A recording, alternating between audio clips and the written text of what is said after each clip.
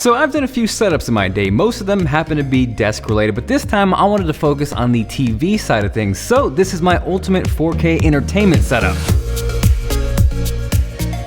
So the heart and soul of this setup is the SJ9 soundbar from LG, and huge shout out to them for not only sending this my way, but also sponsoring this video. Now, to take things up a notch, anytime there is a sponsored video on this channel, I'm gonna use that as a way to give back to you guys. So not only do you have a chance to win this SJ9 soundbar, I'm gonna take that even further and give you a chance for a $1,000 Amazon gift card so you can upgrade your setup any way you want. If you're down with that, let me know by dropping a like, and details on how to win are down below. Now immediately what I love about this is the dark gray finish. Aesthetically, it looks amazing, even on top of a white console. Also, not gonna lie, I usually don't get to mess around with soundbars of this caliber, so the audio nerd inside me is excited to see how this sounds. So I think it's only fitting to test this out with the Game of Thrones Season 7 trailer, at least the second one, which I have not watched yet. We got some playback action, time to crank this soundbar. Sansa, that's Rich's favorite. That's pretty loud. I'm gonna turn that down for a second. We got some beautiful, beautiful, beautiful Jon Snow dialogue, which sounds great. There's a ton of low end, so that sounds fantastic here. Let's see how little music sounds. This is Rich's favorite track. It's a lot of low end.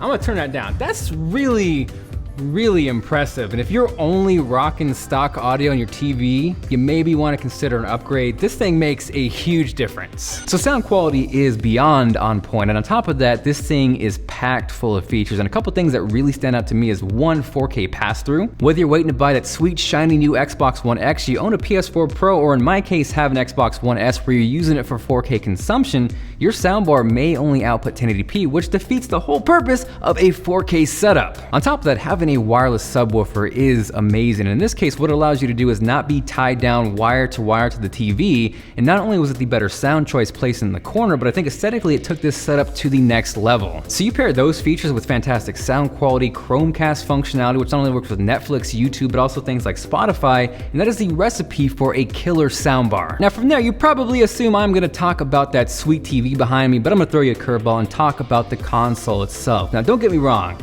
I love me some IKEA, but sometimes it's fun to step outside there. This is from Living Spaces, not a sponsor, but Living Spaces, if you're watching, let's talk. The walnut front with the off-white sides looks phenomenal together, and I get it. Some people are gonna see the price of this and say, I could build a gaming PC for that price, but the one thing I want you to take away from this video is good wood ain't cheap. What I think I love most about this console is the fact that it keeps things squeaky clean. That was my goal with this setup. I don't want consoles and wires flying everywhere. I wanted to look at this and see simplicity. Now specifically what I mean by keeping things clean is yes, there's tons of space and room for activities with this console, but what it excels at is cable management. And to the naked eye, all you see on the outside is the soundbar and the TV, but what's packed away inside here is an Xbox One S, specifically the Gears of War 4 Special Edition. I love this color. You have a really cool option to send the cables directly through the console, which really helps keep things clean. And on top of that, as you see, there is a ton of space for remotes, for controllers. In this case, I added the Xbox One media controller, so just in case you want to use this to watch Blu-rays